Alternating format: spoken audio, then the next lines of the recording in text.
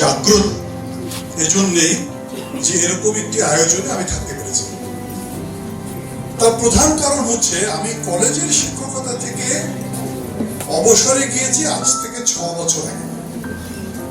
স্বাভাবিকভাবেই মানুষ তো মনেই করতে পারে যে অবসরে যখন যায় তখন মনে হয় তার কোনো কিছুই আর থাকে না। কিন্তু আমার এই জায়গাটাতে সাভারে আমি কলেজে ছিলাম, সেই জায়গা থেকে আমাকে যখনই কোনো কাজে কেউ ডাকেন আমি আসলে ওই যে ওই টানটা সবসময় থেকেই যায়। আর যে কথাটা শ্রদ্ধেয় জুয়েলাইজ বলেছেন, মানে উনি তো একটি অসাধারণ ব্যক্তিত্ব, যে কথা দিয়ে কথা রাখা এটি একটি কঠিন কাজ এবং সেটি উনি রাখেন। আমিও কিছুটা হলেও চেষ্টা করি। কোন টেলিফোন আমি মানে ধরি না এটাকে বলতে পারবে না, যদি কেউ কখনো ফোন করে, জানা হোক চেনা হোক অজানা হোক, আমি অন্তত ব্যাক করি এবং সে যেই হোক। আমি কথাটা এই জন্য বলছি যে আসলে অনেকদিন পরে তো এখানে আসা একটু ভিন্ন রকম ভাবে কথা বলা, একটু প্রেজেন্টেশন আছে ছোট, সেই জায়গাটা যাওয়ার আগে কিছু কথা বলি। কয়েকদিন আগে একজন বাংলা সাহিত্যের একজন প্রবাদ পুরুষ, অনেকেই তার নাম জানেন, আমাদের শ্রদ্ধেয় ডক্টর দেওয়ান সালাউদ্দিন সাহেব, তিনিও চেনেন তাকে। আমি মনে করি যে জুয়েলাইজ তিনিও জানেন তাকে। প্রফেসর যতীন সরকার, প্রফেসর যতীন সরকারের বাড়িতে গিয়েছিলাম নেত্রকোনা। তাকে জিজ্ঞেস করলাম যে স্যার কেমন আছেন, তো উনি বললেন যে জীবিত আছে। তো জীবিত থাকা এবং বেঁচে থাকা এই দুইয়ের মধ্যে পার্থক্যটা তিনি করছিলেন।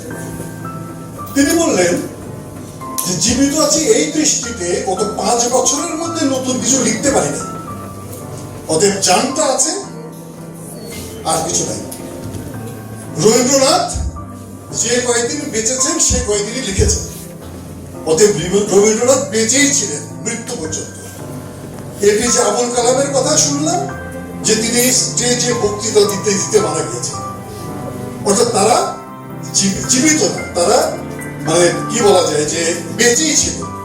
আর জীবিত থাকা মানে শুধুমাত্র জানটা থাকে, মানে সেখানে কোনো সৃষ্টি বা কাজ থাকে না। আমরা আজকে যে বিষয়টা নিয়ে কথা বলবো সেই কথাটিকে বিন করার জন্য এই কথাগুলো কিন্তু অবদান, যে আমরা কেউ কেউ বেঁচে থাকি, কেউ কেউ জীবিত থাকি, কেউ কেউ সৃজনশীল থাকি। যখন জিজ্ঞেস করি কেমন আছেন, কেউ বলেন ভালো আছি, কেউ বলেন হ্যাঁ আছি, কেউ বলে আমাদের আর থাকা। এক একজনের কিন্তু এক এক কথা, সবগুলো কথারই কিন্তু সেপারেট অর্থ আছে। কিন্তু আমরা সবাই ভালো থাকতে চাই, জীবিত থাকতে চাই, সৃষ্টিশীল থাকতে চাই, কাজে থাকতে চাই, অকাজে নয়। এবং এটাই হচ্ছে আমাদের থাকা, বেঁচে থাকা, কাজে থাকা, এটা হচ্ছে মূল জায়গা। আমরা আজকে যে বিষয়টা নিয়ে কথা বলার জন্য আমাকে শ্রদ্ধেয় এমপি সাহেব, ওনার সাথে আমার ব্যক্তিগত সম্পর্ক মানে অনেক মানে গাঢ়, এটা আমরা বলতে পারি। এজন্যই উনি যখন প্রথমবার সংসদ সদস্য হয়েছিলেন তখন ওনার দল সরকারে ছিল না, কিন্তু আমরা যখন তার সাথে কথা বলেছি দেখেছি উনি ব্যক্তিগতভাবে শিক্ষার সাথে সম্পৃক্ত মানুষের সাথে একটা গভীরতর সম্পর্ক বজায় রাখার চেষ্টা করেছেন। তখন যে খুব বেশি ঘনিষ্ঠ হয়েছিল সম্পর্ক, ব্যাপারটা সেরকম না, কারণ উনি যখন প্রথম এমপি তখন উনি আসলে কাজ করার কোনো সুযোগ পান না। কিন্তু দ্বিতীয়বার উনি যখন এমপি হলেন তখন তার সরকার, তার দল সরকার, এবং সেই সময়টিতে কিন্তু অনেক বেশি করে উনি কাজ করার সুযোগ পেলেন, কারণ সেই জায়গাটাতে সেই সুযোগটি সিস্টেমের মধ্যেই ছিল এবং ওনার নিজেরও আগ্রহ ছিল। আমি যেহেতু সাভার কলেজে কাজ করতাম এবং সাভার কলেজ ছিল এই অঞ্চলের সবচেয়ে বড় শিক্ষা প্রতিষ্ঠান সেই মুহূর্তে, স্বাভাবিকভাবে ওই জায়গাটিতে তার কিন্তু একটা বড় ধরনের কন্ট্রিবিউশন ছিল। আমি ওই কথা বাদ দিই, তার চেয়ে বড় বিষয়টা হচ্ছে এই সাভারে কতগুলো অসাধারণ ঘটনা এর আগে ঘটেছে যেটা আগে কেউ ঘটায়নি। যেমন আজকের ঘটনাটি অসাধারণ, অর্থাৎ এরকম কখনো কোনো ঘটনা, আমি 33 বছর শিক্ষকতা করে 6 বছর আগে বিদায় নিয়েছি সাভার থেকে, কিন্তু এই 33 এবং 6 39 বছরের ভেতরে তরুণদেরকে নিয়ে এরকম কেউ কোনো প্রশিক্ষণ আয়োজন করবে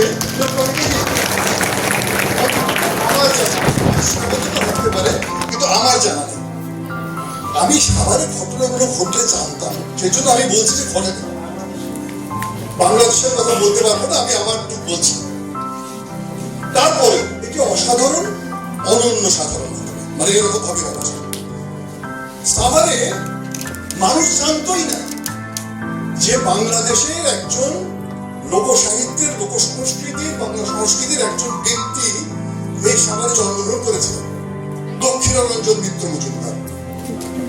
যে দক্ষিণারঞ্জন মিত্র মজুমদারের জন্ম শতবার্ষিকীর অনুষ্ঠানটি সাভার কলেজে হয়েছিল, তার সম্পূর্ণ অর্থায়ন এবং পরিকল্পনার সাথে ছিলেন ডক্টর কামাল মহাশয়। এটি সাভারে হয়নি, একবারই হয়েছিল, তারপরে আর কেউ করেনি। হবে নিশ্চয়ই, আমরা সেটা আশা করি। তো এটা কেন বললাম যে এরকম ঘটনাগুলো কিন্তু ঘটেছে, এবং সেই ঘটনাগুলোর ধারাবাহিকতায় আজকের এই আয়োজন। আমি ব্যক্তিগতভাবে নিজেকে অত্যন্ত ধন্য মনে করছি এই দৃষ্টিতে যে মানে আমার ছাত্রছাত্রী এখানে অনেকে আছে, মানে এটা আমার কাছে ভালো লাগে, এটা যেমন সত্যি। কিন্তু সাভারের জনগণ বা সাভারের মানুষ বা লিডারশিপ, তারা অন্তত পক্ষে আমাকে ভুলে যায়নি। আমাকে সেই সুযোগটা দিয়েছে আজকে এখানে আসার জন্য, আমি কৃতজ্ঞ। আমি আসলে আমার যে আয়োজনটা আজকের জন্য, আমাদের কিছুটা একাডেমিক। এর আগে যে বক্তারা কথা বলেছেন তারা খুব চমৎকার করে কথা বলেছেন, অনেকে খুব পার্টিসিপেটরি ট্রেনিং এর মতো করে কথা বলেছেন। শ্রদ্ধেয় জুয়েলাইট, তিনি যেরকম ভাবে আমাদের মেডিটেশনের প্র্যাকটিস করে দিলেন, যে প্র্যাকটিসের মধ্য দিয়ে আমাদের মনোজগৎটিকে আরো সমৃদ্ধ করতে পারি, নিজেদেরকে রিল্যাক্স করতে পারি এবং নিজেদের চিন্তাকে শানিত করতে পারি, সেটা আমরা শিখলাম। কিন্তু আমি একটু সবগুলোকে কিছুটা একাডেমিক ফর্মে নিয়ে আসতে চাই। আমি সেরকম একটা প্রেজেন্টেশন তৈরি করেছি। আমি মনে হয় যে আমার প্রেজেন্টেশন থেকে যদি আপনারা একটু ওপেন করেন, আমরা সেটা নিয়ে কথা বলব। আমি মনে করি আমাদের তরুণ সমাজ, তারা হচ্ছেন সবাই আগামী দিনের সারথি। কোন আগামী দিন?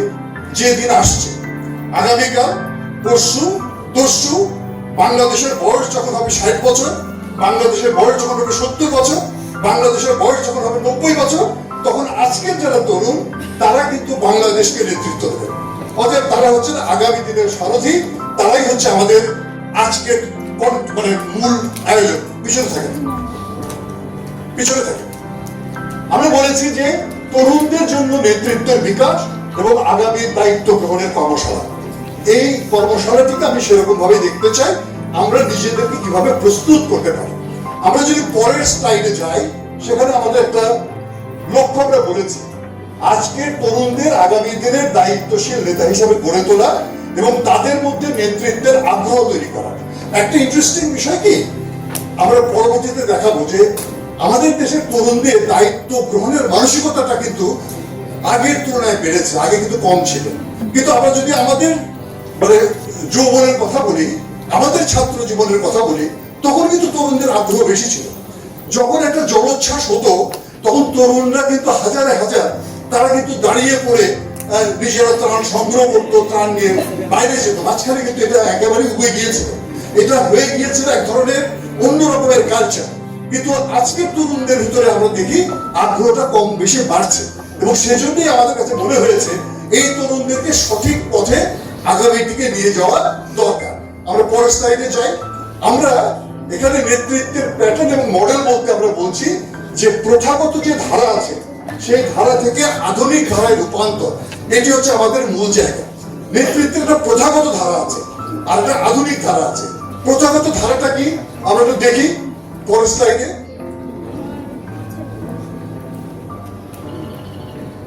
প্রথাগত ধারা, যেখানে দেখেন আমি একটা পয়েন্ট দিয়েছি যে সিদ্ধান্ত গ্রহণ, নেতা একাই সিদ্ধান্ত গ্রহণ করেন, এটা হচ্ছে প্রথাগত ধারা।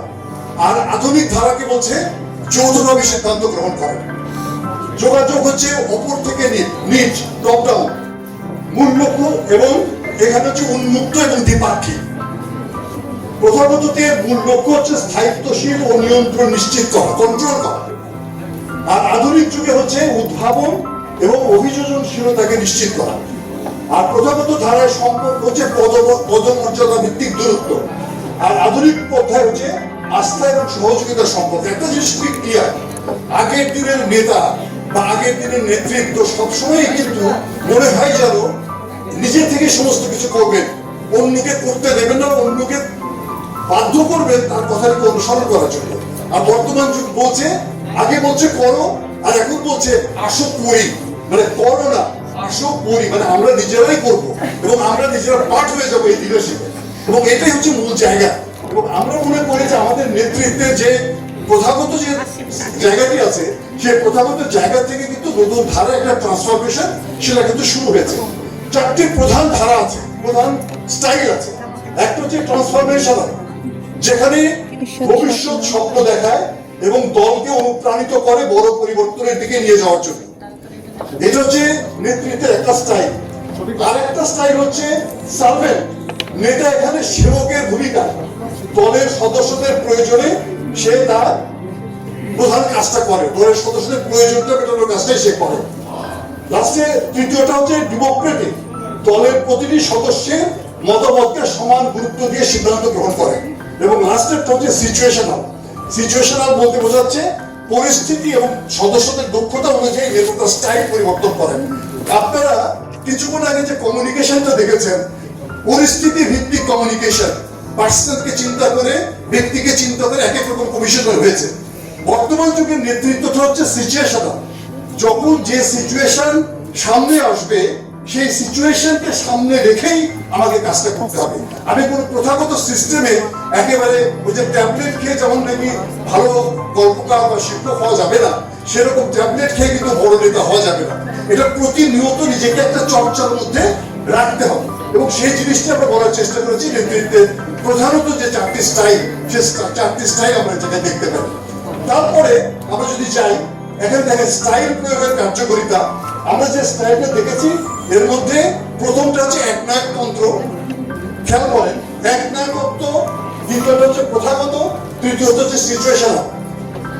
একনায়কত্ব যে লিডারশিপ, সেই লিডারশিপ সবচেয়ে লেস, সবচেয়ে কম কার্যকরী। মানুষ সামনে শুনে ভয় পায় কিন্তু পিছনে গেলে মানে না, সেটা হচ্ছে একনায়কত্ব। আর প্রথাগতটা হচ্ছে কিছুটা অ্যাক্টিভ কিন্তু সেটা সবসময় ভালো কাজ করে না। বাট সিচুয়েশনাল লিডারশিপ সেটা কিন্তু সবচেয়ে ভালো কাজ করে। খেয়াল করে দেখেন যে এখানে প্রয়োগের মাত্রাটা কিন্তু উপরের দিকে যাচ্ছে, আপওয়ার্ডসটা হচ্ছে সিচুয়েশনাল। যত বেশি সিচুয়েশনকে আপনি বুঝতে পারবেন, তত বেশি আপনি আপনার কাজের সফলতাকে নিশ্চিত করতে পারবেন। আমরা নেতৃত্বের তিনটা প্রধান স্তম্ভ দেখতে পাই। একটা হচ্ছে দায়িত্ববোধ, একটা হচ্ছে সহনশীলতা, একটা হচ্ছে সততা।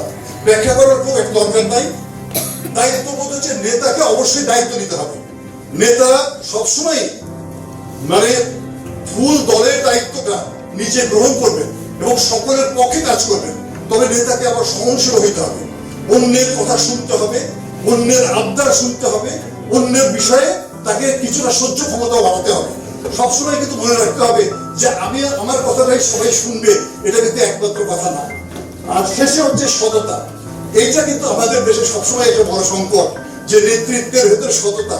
সততা কি কেবল টাকা পয়সার বিষয় না, সততা কিন্তু কেবল টাকা পয়সার বিষয় না। একজনের কথা আরেকজনের পিছনে গিয়ে লাগানো, এটাও কিন্তু কাইন্ড অফ অসততা। একজনের দোষকে গোপন করা, ওইটাও অসততা। একজনকে বাড়িয়ে বলা, সেটাও কিন্তু অসততা। সততা হচ্ছে মানে অনেস্টি হচ্ছে একদম পুরোটাই বলা চলে যে নিজের কাছে জবাব দিব যে আমি এমন কোনো অন্যায় করছি, আমি এমন কোনো অন্যায় করছি না যা সমাজকে বা মানুষকে বা অন্য কাউকে ক্ষতিগ্রস্ত করতে পারে। অতএব এই সততার জায়গাটা কিন্তু আমাদের দেশে নেতৃত্বের ক্ষেত্রে আমরা সবসময় এটা সংকটের মধ্যে দেখি। অতএব এটা একটা চ্যালেঞ্জ। আমরা সব মানে সৎ থাকাটাও কিন্তু একটা চ্যালেঞ্জ বর্তমান সময়ে। কারণ আমাদের সমাজে অসৎ সিস্টেমে এমন ভাবে আমরা মানে আটকে গেছি, সেখান থেকে আমাদের বের হয়ে আসাটা কঠিন। আমরা মনে এক মিনিট একটু বিরুদ্ধে সম্ভাবনাকে বাস্তবে রূপায়িত করাটাই হচ্ছে নেতৃত্ব। সম্ভাবনাটা কি? সম্ভাবনা হচ্ছে আমার দেশকে স্বাধীন করতে হবে, এটা সম্ভাবনা। মুক্তিযোদ্ধারা যুদ্ধ করে দেশকে স্বাধীন করতো, অর্থাৎ তারা নেতৃত্ব দিয়ে দেশটাকে সম্ভাবনাকে বাস্তবে রূপায়িত করতো। এখানে একটি ব্যবসা করা যায়, এই ব্যবসা করার জন্য সম্ভাবনাটি আছে। আমি ব্যবসা প্রতিষ্ঠানটি গড়ে তুললাম, সেটি হচ্ছে নেতৃত্ব। অর্থাৎ নেতৃত্ব হচ্ছে সবসময়ই পটেনশিয়ালিটিকে বাস্তবে রূপায়িত করে, সম্ভাবনাকে বাস্তবে রূপায়িত করে। এখন খেয়াল করে দেখেন, আমাদের সবসময় আমরা নেতা বলতে, যেটি এর আগে আমরা শুনছিলাম যে রাজনৈতিক নেতাদেরকে আমরা নেতা বলি, শুধুমাত্র রাজনৈতিক নেতারা কিন্তু নেতা না। একটা ক্লাস যখন হয়, একটা স্কুলে বা একটা কলেজে একটা ক্লাসে কিন্তু একজন টিচার ও লিডার, একটা অফিসে কিন্তু একজন বস, সেও কিন্তু একজন লিডার, একজন ফুটবল মাঠে যিনি নাকি ফুটবল খেলার নেতৃত্ব দেন তিনিও কিন্তু লিডার। অর্থাৎ লিডার কিন্তু ডিফারেন্ট প্লেসে ডিফারেন্ট শেপে থাকতে পারে, বাট সকলেই লিডার, সকলের কাজের ক্ষেত্রে কিন্তু লিডার। এখন চিরাচরিত নেতৃত্ব এখানে আদেশ এবং নিয়ন্ত্রণের মাধ্যমে মূলত আমরা কাজ আদায় করে থাকি। এটা মূলত এই কাইন্ড অফ এক নায়কত্ব বা এরকম টাইপের একটা লিডারশিপের মধ্যে পড়ে। আর সেবামূলক নেতৃত্ব, যেটি নাকি আমরা দেখি আমাদের দেশে যে সেবামূলক প্রতিষ্ঠানটা, সারা পৃথিবীতে যে সেবামূলক প্রতিষ্ঠানগুলো আছে সেগুলোর দিকে যদি তাকায়, যদি আমরা বলি ব্র্যাকের কথা যদি বলি, যে সেখানে ফজলে হোসেন আবেদ তিনি কিন্তু একটা সেবামূলক নেতৃত্বকে তৈরি করেছেন, এটা সোশ্যাল লিডার। এবং এই সোশ্যাল লিডাররা কি হচ্ছে, অন্যদের প্রয়োজনকে অগ্রাধিকার দেন। তারা কিন্তু নিজেদের প্রয়োজনকে দেখেন না, অন্যদের প্রয়োজনকে অগ্রাধিকার দেন। একটা হচ্ছে টপ ডাউন, একটা হচ্ছে বটম আপ। বটম আপ হচ্ছে তৃণমূলের মানুষ কি চায় সেই অনুযায়ী তিনি পরিকল্পনা করেন এবং সেই অনুযায়ী মানুষের জন্য কাজ করেন। অর্থাৎ সেটা হচ্ছে সোশ্যাল লিডার। আর এক ধরনের হচ্ছে ট্রেডিশনাল লিডার, মানে চিরাচরিত নেতৃত্ব। অর্থাৎ আমাদের কিন্তু এটা মাথায় রাখতে হবে যে যে ধরনের কাজের ক্ষেত্রে অভিজ্ঞ বা যে ধরনের কাজের সাথে সংযুক্ত, তাকে কিন্তু সেই ধরনের লিডারশিপ তৈরি করতে হবে। যেমন আরেকটু উদাহরণ বলি, একজন প্রতিষ্ঠানের ম্যানেজার তিনি একজন লিডার, একটা সংগঠনের প্রেসিডেন্ট তিনি একজন লিডার, প্রেস ক্লাবের সেক্রেটারি তিনি একজন লিডার, দোকানের মালিক তিনি একজন লিডার। কিন্তু প্রেস ক্লাবের মেম্বার যারা, তারা কিন্তু প্রেস ক্লাবের সেক্রেটারি কর্মচারী।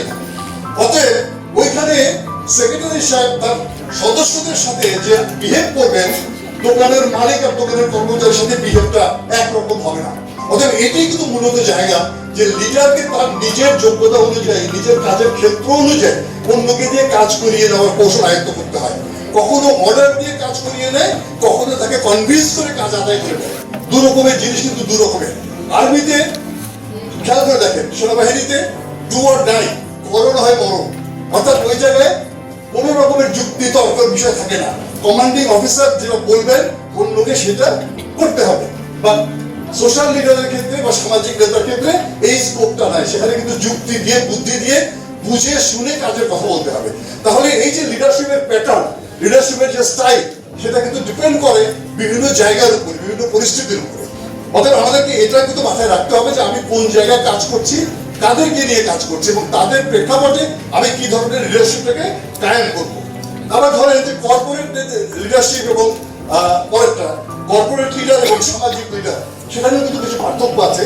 আমার স্লাইডগুলো একটু মানে সকলের পড়ার মতো অবস্থায় থাকছে না। কর্পোরেট লিডার বলতে দেখেন, সেখানে প্রবৃদ্ধি, লাভ এবং দক্ষতা, রিটার্ন অন ইনভেস্টমেন্ট, আমরা দেখি ব্যবসায়িক ক্ষেত্রে যে মুনাফাটা, সেটা প্রধান দেখার বিষয়। পারফরমেন্স এবং ম্যানেজমেন্ট ও স্ট্র্যাটেজি, এটা হচ্ছে প্রধান ফোকাস এরিয়া। আর প্রভাবটা হচ্ছে প্রতিযোগিতামূলক বাজারে টিকে থাকে। এটা হচ্ছে কর্পোরেট লিডারশিপের মূল জায়গা। আর সোশ্যাল লিডারশিপের মূল জায়গাটা হচ্ছে জনকল্যাণ এবং সামাজিক পরিবর্তন, তৃণমূল পর্যায়ে সচেতনতা এবং স্বেচ্ছাসেবা এবং দীর্ঘমেয়াদী টেকসই সামাজিক উন্নয়ন। এটা হচ্ছে দুটো আলাদা দিক। অর্থাৎ লিডারশিপের এই জায়গাটাতে কর্পোরেট লিডার এবং সোশ্যাল লিডার, তাদের কিন্তু প্রেক্ষাপটটা আলাদা। আমাদের এই জিনিসগুলো, ছোট ছোট জিনিসগুলো বোঝা দরকার এই জন্যই, কারণ এগুলো বুঝতে পারলেই আমি যখন কর্মক্ষেত্রে যাব, তখন আমার সংগঠনের নেচার অনুযায়ী আমি আমার কাজের প্রকৃতিটাকে নির্ধারণ করব। আরেক ধরনের লিডারশিপ আছে, সেটা হচ্ছে এখনকার যুগে খুব মানে জনপ্রিয়, সেটা হচ্ছে tech leadership, startup leadership. পরের স্লাইডটা যে টেক ও স্টার্ট আপ লিডারশিপ, এটা হচ্ছে চটজলদি উদ্ভাবনী এবং এটা মানে বলা হয় যে বর্তমানে যে প্রযুক্তি বিশ্ব, সেই প্রযুক্তি বিশ্বে এই নেতৃত্বটা অত্যন্ত কার্যকর। এখানে নেতৃত্বের ক্ষেত্রে একটা ইকুয়েশন আছে, leadership equal to vision into empathy plus agility. এটা হচ্ছে একটা ইকুয়েশন, একটা ম্যাথমেটিক্যাল ফর্মেট যে লিডারশিপটা কি, ভিশন, ভিশন মানে কি দৃষ্টিভঙ্গি, আর এমপ্যাথিটা কি, এমপ্যাথিটা হচ্ছে অন্যের বিষয়গুলোকে নিজের মধ্যে ধারণ করা, সেটা হচ্ছে এমপ্যাথি। আর এজিলিটি কি, কোনো কিছুকে বিচ্ছিন্নভাবে না দেখে সামগ্রিকভাবে দেখা। এই সমস্ত বিষয়কে একত্রিত করে আমি যখন কাজ করবো, তাহলে আমি ভালো লিডার হতে পারবো। অর্থাৎ লিডার হতে গেলে দৃষ্টিভঙ্গি থাকতে হবে, এমপ্যাথি থাকতে হবে, এজিলিটি থাকতে হবে। এই তিনটা জিনিসকে নিয়ে মানে উদ্ভাবনটাকে মাথায় রেখে অন্যের যোগ্যতাগুলোকে মাথায় রেখে যদি আমি দৃষ্টিভঙ্গিকে সেট আপ করতে পারি, তাহলে আমি ভালো লিডার হতে পারবো, তাছাড়া পারবো না। অর্থাৎ যে বলে যে অন্যের ভাবনাকে আমার ভাবনায় রূপান্তরিত করা, অন্যের চিন্তাকে আমার চিন্তায় নিয়ে আসা, আমার চিন্তা তার উপর চাপিয়ে দেওয়া না, অন্যের চিন্তাকে আমার চিন্তায় নিয়ে আসা, এটাই হচ্ছে মূলত লিডারশিপের মূল জায়গা। এটা হচ্ছে বর্তমান সময়ে যদি আমরা বলি যে টেক এবং স্টার্ট আপ নেতৃত্ব। আমি একটা ছোট উদাহরণ দিই। আমরা কোন এক সময় হয়তো ঘরে বসে চিন্তা করেছি যে আমার বাজার লাগবে, তো আমার চাল ডাল কিংবা চিনি নুন এগুলো কিনতে হবে। আমি এমন একটা সিস্টেম কি হতো না যেখানে আমি অর্ডার দিলে আমার ঘরে দিয়ে যাবে, ওখান থেকে তৈরি হয়েছে চাল ডাল .com, ওখান থেকে তৈরি হয়েছে ঘরের বাজার .com। এটা কিন্তু আপনাদের চিন্তা, অর্থাৎ গ্রাহকের চিন্তা যে যতটা ধারণ করতে পারছে সে কিন্তু তত বেশি ওই অনলাইন বিজনেসটা করতে পারছে। এটা কিন্তু তারা কোনো কিছু চাপায়া দেয়নি। আমাদের যে দারাজ যে আমাদের অনলাইন শপিং এর কাজটা করে, তারা কিন্তু আমাদের চাহিদাটাকে আগে অ্যানালাইসিস করে তারপরে কিন্তু তারা বিজনেসটা করছে। যারা অ্যামাজনের কথা কেউ একজন বলছিলেন কিংবা আলিবাবার কথা কেউ একজন ভাববেন, তারপরে ওটা কিন্তু ওইটাই যে আসলে তৃণমূলের মানুষের আকাঙ্ক্ষার জায়গাটাকে প্রথমত চিন্তা করা, সেই অনুযায়ী নিজের বিজনেস ডিজাইনটা করা। এটা হচ্ছে লিডারশিপের মূল জায়গা। অর্থাৎ আমি সব কিছুকে ধারণ করে নিয়ে আমি আমার বিজনেসটা করবো। কারণ একটা জিনিস মাথায় রাখতে হবে, কাস্টমার হচ্ছে লক্ষ্মী। এবং বর্তমান যুগে মার্কেটিং এর যে যুগ সেটা বলছে কি যে customer driven business system. Customer যা চায় আমাকে সেটাই করতে হবে। আর একটু সহজভাবে বলি, যে দেবতা যে ফুলে তুষ্ট তাকে সেই ফুল দিয়ে পূজা করতে হবে। মানে কথাগুলো কিন্তু সবই একই কথা। অর্থাৎ customer driven marketing system, customer driven production system, সেটা করতে না পারলে আমি কিন্তু বাজারে টিকে থাকতে পারবো না। এবং বর্তমান যুগটা কিন্তু সেই জায়গা থেকে।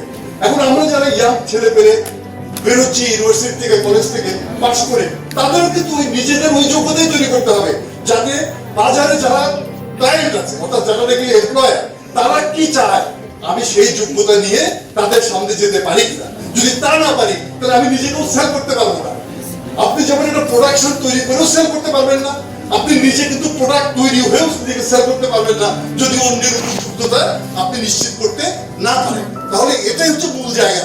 অর্থাৎ আমাদেরকে আমাদের একদিকে নিজেদের যোগ্যতা বাড়াতে হবে, আবার অপরের যে কোয়ালিটি গুলো আছে সেগুলোকে ধারণ করার চেষ্টা করতে হবে।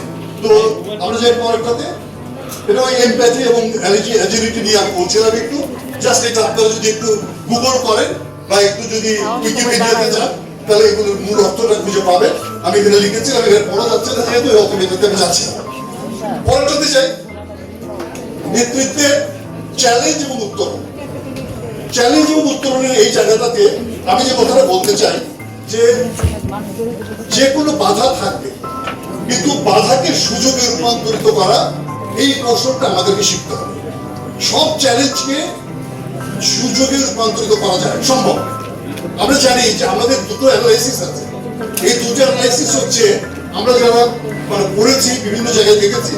একটা হচ্ছে SWOT অ্যানালাইসিস, SWOT, যেটাকে আমরা আমাদের একাডেমিক পড়ায় পড়েছি। আর হচ্ছে PES অ্যানালাইসিস।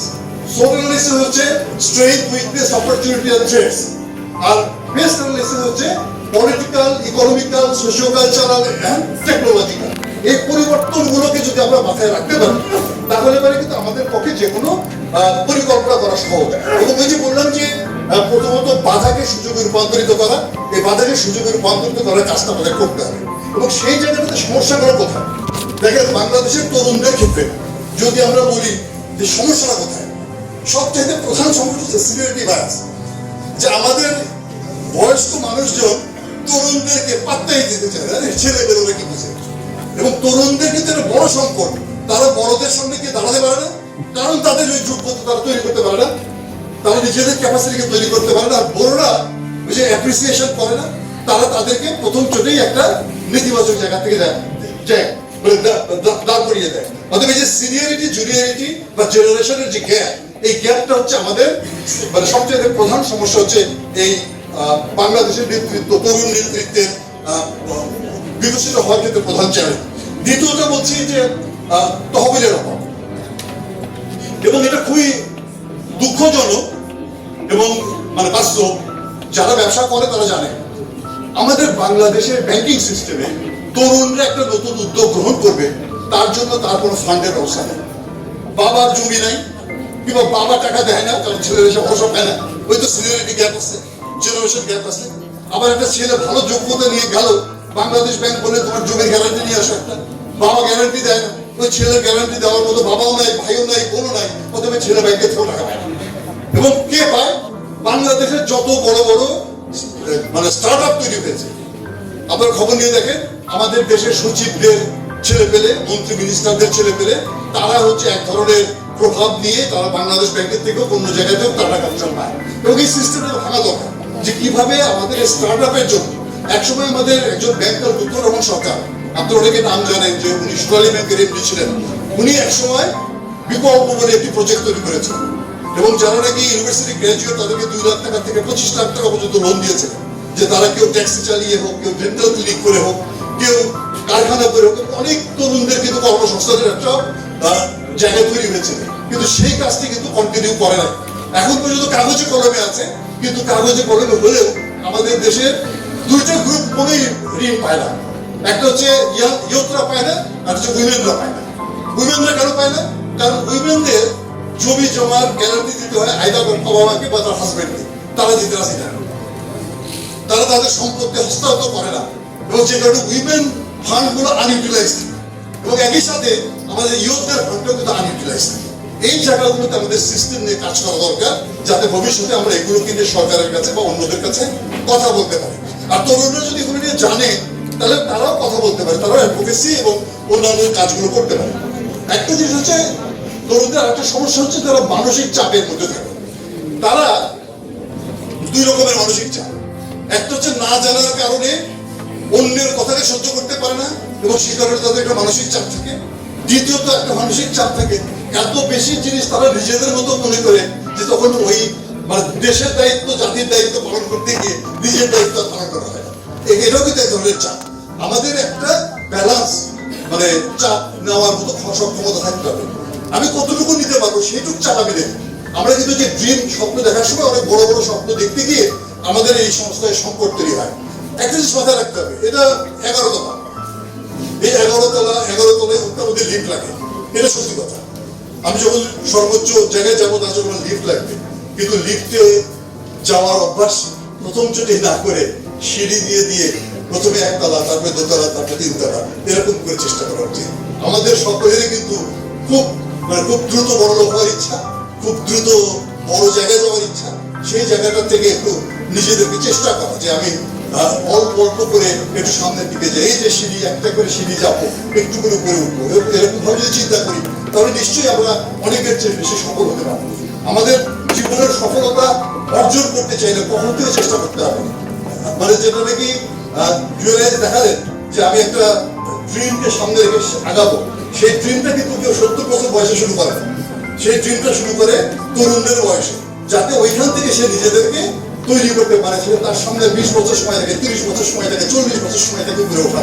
আর যদি 70 বছর বয়স, তার তো ডিক্লাইনিং স্টেজ, তার তো উপরে যাওয়ার সময় হয়ে গেছে, অর্থাৎ সেই স্বপ্ন সে দেখে না।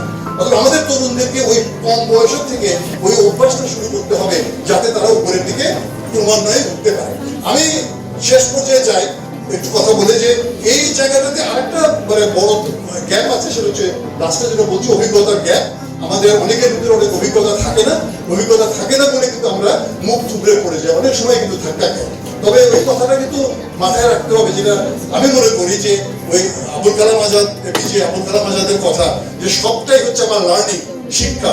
কিংবা জুয়েলাইজ যে কথাটা বললেন, আমি কখনো হতাশ হই না, অর্থাৎ অভিজ্ঞতার গ্যাপ থাকবে, ধাক্কা আমি খাবো, কিন্তু সেইটা আমার শিক্ষা হয়ে থাকবে, যাতে আমি সামনের দিকে এগোতে পারি। আমাদের লিডারশিপ তৈরি করতে চাইলে ওই রকম ভাবেই যেতে হবে এবং ধাক্কাটা খাওয়ার চেষ্টা করতে হবে। এবং লাস্টে আমি মনে করি যে কয়েকটা ধাপ আছে আমাদের সাফল্যের সোনালী ধাপ। সেটা হচ্ছে আমার ভিশন তৈরি করতে হবে, নিয়তটা ঠিক করা, যে আমি কোন নিয়তের সামনের দিকে যেতে চাই। নেটওয়ার্কিং, আমার বিভিন্ন জনের সাথে আন্ডারস্ট্যান্ডিং, নেটওয়ার্কিং, যোগাযোগ, স্টেক হোল্ডার, সেটা আমার বাড়াতে হবে। আধুনিক স্কিল যত ধরনের আছে সব স্কিল আমাকে আয়ত্ত করতে হবে। নৈতিকতা অবশ্যই আমার দরকার, নৈতিকতা ছাড়াতে হবে না। আপনি খেয়াল করেন যে দোকানে ভেজাল জিনিস বিক্রি, সেই দোকানে কিন্তু কাস্টমার ভিড় করে জিনিস কেনে, আর যে দোকান থেকে কাস্টমার একবার ঠকে যায় সেই দোকান কিন্তু সে কখনোই ওইদিকে যায় না। আমরা কিন্তু এটা বলি যে এটা দোকানের যে যে এই যে নৈতিকতার কথাটা যে বললাম, যে সে যদি একটা ভেজাল জিনিস দিয়ে দেয়, একটা খারাপ জিনিস দিয়ে দেয়, ওই দোকানটা আমি অ্যাভয়েড করি। তাহলে এটা আমাকে মাথায় রাখতে হবে, আমি যদি কখনোই কারোর সাথে একদিন খারাপ ব্যবহার করি, সে আমার সাথে অ্যাভয়েড করে, অথচ তার কাছে আমার কিন্তু একটা বড় ব্যবসা করার সম্ভাবনা ছিল। অতএব এই জায়গাটাতে মাথায় রাখতে হবে, নৈতিকতা, এথিক্যাল স্ট্যান্ডার্ড এটা মেনটেন করতে হবে। কোনোভাবে মানুষকে ঠকানো যাবে না। লাভ এক জিনিস, লোভ হচ্ছে আরেক জিনিস। আমাদের লাভ এবং লোভ এই দুটো একত্রিত হয়ে যায়। লাভ করতে গিয়ে বেশি লোভ করি, আর বেশি লোভ করতে গিয়ে আমরা সমাজটাকে নষ্ট করে দিই এবং মানুষকে নষ্ট করে দিই। এইটা আমাদেরকে মাথায় রাখতে হবে। এবং লাস্ট হচ্ছে কন্টিনিউয়েশন, ধারাবাহিকতা। কালকে যা বলেছি, আজকে যা বলবো, পরশু যা করবো, সবকিছুর ভিতরে আমার একটা ধারাবাহিকতা থাকতে হবে। কন্টিনিউয়েশন ঠিক মতো না থাকলে আমি কোনো অবস্থাতেই আমি নিজের সফলতাকে আমি সামনের দিকে দেখাতে পারবো। সো এই যে কথাটা আমরা বলছিলাম যে এই 5টা স্টেপ, ভিশন, নেটওয়ার্কিং, স্কিলস, নৈতিকতা এবং ধারাবাহিকতা, এইটি যদি আমি ঠিক মতো পালন করতে পারি, তাহলে একজন প্রকৃত নেতৃত্ব তৈরি হতে পারে আগামী দিনের জন্য। এবং আমরা যদি বলি যে তরুণ নেতৃত্বের আগ্রহের হার, একটা গ্রাফ আমরা দেখি, বাংলাদেশে সামাজিক এবং জলবায়ু কার্যক্রমে আমাদের তরুণরা আগে যে পরিমাণ অংশগ্রহণ করতো তার তুলনায় কিন্তু এখন অংশগ্রহণের হার বেশি। তার কারণটা কি? তরুণরা এখন মনে করে সমাজের ক্ষেত্রে তাদের দায়িত্ব বেড়েছে। আমি কতগুলো জিনিসের কথা বলি। আমরা সামাজিক নেতৃত্ব নিতে চাই বা রাজনৈতিক নেতৃত্ব নিতে চাই। আমরা কি জানি সাভারে কি এরকম কেউ আছে যে ইয়ুথ পার্লামেন্ট গ্রুপ তার সাথে যুক্ত নাই? অথচ বাংলাদেশে 3-4টি ইয়ুথ পার্লামেন্ট গ্রুপ আছে, যারা সংসদীয় আসনে প্রতিনিধি আছে, তারা বিভিন্ন প্রধানমন্ত্রী আছে, বিরোধী দল আছে, তারা পার্লামেন্টারি সেশন করে, বক্তৃতা করে বিভিন্ন ইস্যু নিয়ে, এবং সেখান থেকে তারা নিজেদের নেতৃত্বের বিকাশ ঘটায়। জলবায়ু নিয়ে পার্লামেন্টারি গ্রুপ আছে, খাদ্য নিয়ে পার্লামেন্টারি গ্রুপ আছে। এটা ইয়ুথদের গ্রুপ, ইয়ুথ পার্লামেন্টারি গ্রুপ। আমি ব্যক্তিগতভাবে বলি, যদি আমাদের তরুণদের কেউ এ সমস্ত কাজে অংশগ্রহণ করতে চায়, আমি এই সমস্ত গ্রুপের সাথে কানেক্ট করিয়ে দিতে পারি। অর্থাৎ এখানে কিছুই না, আমি সেখানে যাব, কিভাবে সংসদে কাজকর্ম হয় সে ধরনের প্র্যাকটিস করেই কিন্তু তারা আগামী দিনের লিডারশিপ নিজেকে তৈরি করতে পারে। আবার একই রকম ভাবে আমাদের যে উদ্যোক্তা, বিভিন্ন রকমের উদ্যোক্তা, তারা কিন্তু তৈরি হচ্ছে। আমাদের বিসিক থেকে উদ্যোক্তা তৈরি হচ্ছে, আমাদের যুব উন্নয়ন থেকে উদ্যোক্তা তৈরি হচ্ছে। সেই উদ্যোক্তাদেরও কিন্তু নানা রকমের গ্রুপ আছে। শুধু সেই গ্রুপের মধ্যে থাকলেও কিন্তু তারা নিজেদের ক্যাপাসিটিগুলোকে বাড়াতে পারে। সো আমি মনে করি যে এই ধরনের সামাজিক এবং রাজনৈতিক এবং অন্যান্য কাজে, দলীয় কাজের কথা বলছি না, রাজনৈতিক সচেতনতার দৃষ্টিভঙ্গি থেকে বলছি, আমরা এখন পর্যন্ত যারা রাজনীতি করি আমাদের তরুণদের, আমি বলে দেখি যে রাজনৈতিক কর্মসূচিটা আপনারা পালন করবেন বলে মনে করেন, তার কয়টা আপনি পড়েছেন, কয়টা বই আপনি পড়েছেন, কয়টা দফা আপনি মুখস্থ রেখেছেন, কয়টা হিস্ট্রি আপনার জানা আছে? যদি সেটা জানা না থাকে, আপনি কিন্তু কখনোই রাজনৈতিকভাবে সামনের দিকে এগোতে পারবেন না। সো এই লিডারশিপের এই জায়গাটা, এটা কিন্তু খুব ইম্পর্টেন্ট জায়গা, এবং আমাদের এই সোশ্যাল অ্যাক্টিভিটিসের ভিতরে প্রত্যেকে থাকার চেষ্টা করতে হবে। এবং আমি মনে করি যে এই জায়গাটাতে একটা ভালো প্রবণতা হচ্ছে 2020-25-এ এসে তরুণদের আগ্রহটা বেড়েছে। সামনে এই আগ্রহটা আরো বাড়ানো দরকার, তাহলে আমাদের এই লিডারশিপটা সামনের দিকে আসবে। আমরা 2030-এ এসডিজির কথা বলছি। এসডিজি হচ্ছে সাস্টেইনেবল ডেভেলপমেন্ট গোল, যে গোলে আমাদের তরুণরা, খেয়াল করে দেখেন থেকে, আজকে যার বয়স 25 সেদিন হবে 30, আজকে যার বয়স 22 সে হবে সেদিন সরকারি কাজে প্রবেশ করবে, এবং এসডিজির এই কাজগুলো কিন্তু তারাই করবে। অর্থাৎ তারা যদি করে, তারাই যদি লিডারশিপের জায়গায় থাকে, তাহলে তাদের তো এখন থেকে এগুলো জানা দরকার যে কিভাবে আমি জাতিসংঘের বিভিন্ন গোলগুলো আছে, জলবায়ুর যে গোলগুলো আছে, পরিবেশ দূষণের যে গোলগুলো আছে, এই গোলগুলো সম্পর্কে আমাদের জানা দরকার, এবং আমরা এগুলো জানি না, জানি না বলে অন্যের তুলনায় আমরা পিছিয়ে থাকি। অতএব সামাজিক কাজে হোক, রাজনৈতিক কাজে হোক, যে কোনো কাজে হোক, নলেজের কোনো বিকল্প নেই। এই জ্ঞানটা আমাদের আয়ত্ত করতে হবে, সেই অর্জনটা আমাদের দরকার। এবং সেজন্য আমাদের বিকাশের পরবর্তী স্টেজে আমি কতগুলো স্টেজ বলেছি, যে শেখার মানসিকতা থাকতে হবে, নতুন তথ্য প্রযুক্তি সম্পর্কে আমাদেরকে আইডিয়া রাখতে হবে, যোগাযোগ দক্ষতা আমাদের থাকতে হবে। ভেঙে গেছে ইয়ের কারণে যোগাযোগ দক্ষতা থাকতে হবে, স্বেচ্ছাসেবী মনোবল ভাব সেটা থাকতে হবে, এবং ব্যর্থতাকে আলিঙ্গন করা, ব্যর্থতাকে আলিঙ্গন করতে হবে। আমি বলছি যে ব্যর্থতা হলেই কিন্তু হতাশাগ্রস্ত হওয়া যাবে না।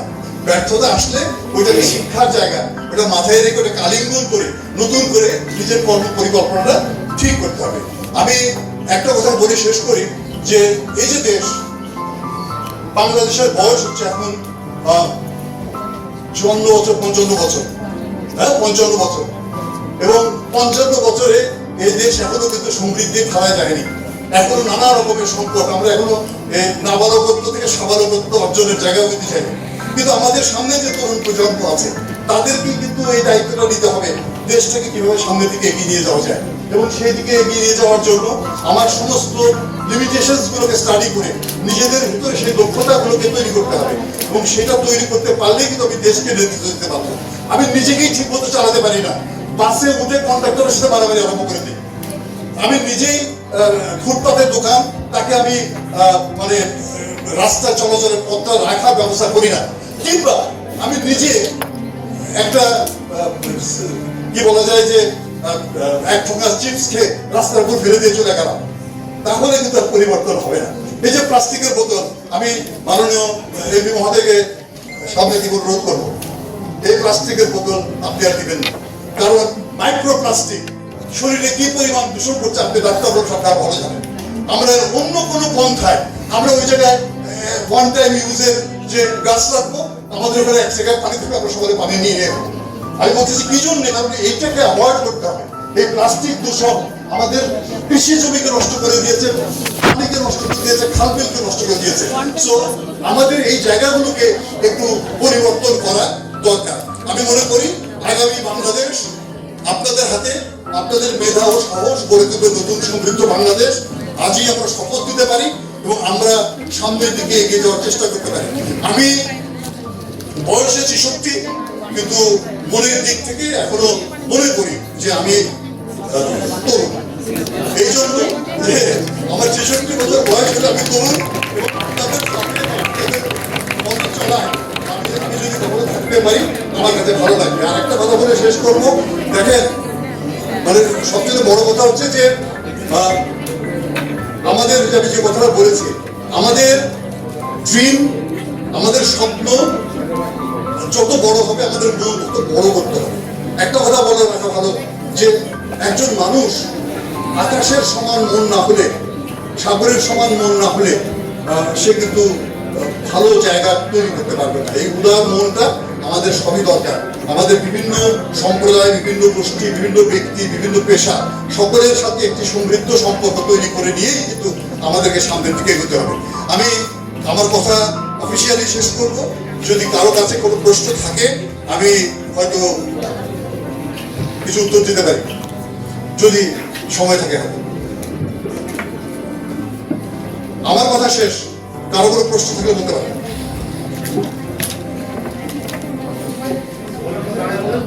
বলেন বলেন বলেন, প্রশ্ন করতে পারেন, অসুবিধা নেই।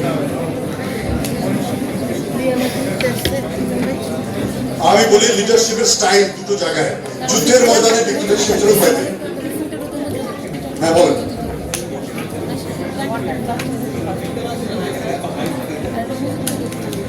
হ্যাঁ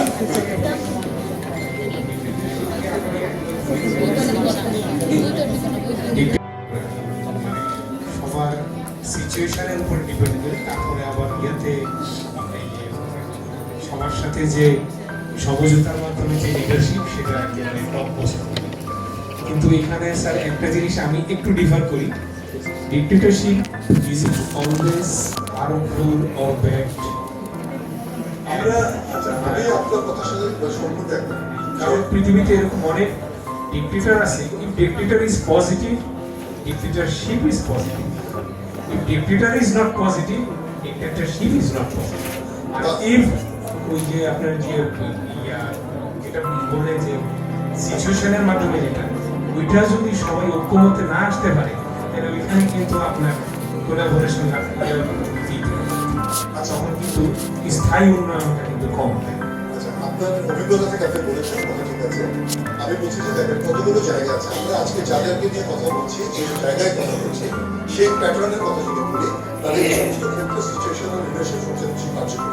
কারণ আপনাকে মনে রাখতে হবে, আমি যখন যুদ্ধের ময়দানে যাব, সেখানে নিশ্চয়ই যুদ্ধের ময়দানে ডিক্টেটরশিপ ছাড়া কিন্তু কোনো বিকল্প না, কিন্তু সেটা তো আমাদের প্রত্যেকটি নাগরিকের সকলের কাছে। এবং আপনি যেটা বলছেন যে বেনফলেন ফলে অডিয়েন্স বিরক্ত হয়, আপনার নিজের পপুলারিটি আপনি নিজে হারাচ্ছেন, অন্যদের সুযোগ দেন, এটাই নিয়ে Assalamualaikum, welcome to Sharmi Stacy. I'm Sharmi Sultanatullah here. Learn today, lead tomorrow. Dr. Salahuddin Foundation. If we go to describe this foundation, we will find 6 characteristics. Those characteristics or points are July Revolution, education, student welfare, cleanliness, greenery, unity, and human focus. Thanks to Dr. Dewan Mohammad Salahuddin sir. Here, thanks is little, I think.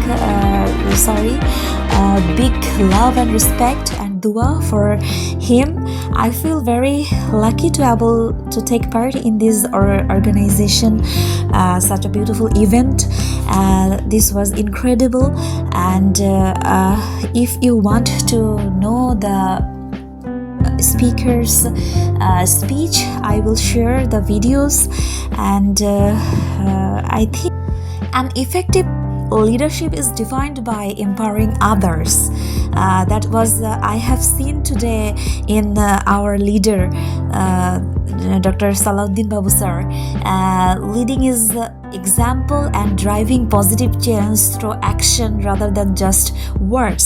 Key insights from leaders emphasize that true leadership lies in fostering growth, acting with integrity, and inspiring a shared vision.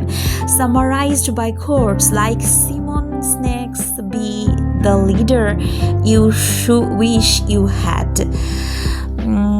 Thank you, sir, for this event, and best of luck for tomorrow. Inshallah, everything will be succeed or successful. Inshallah. Hope for the best.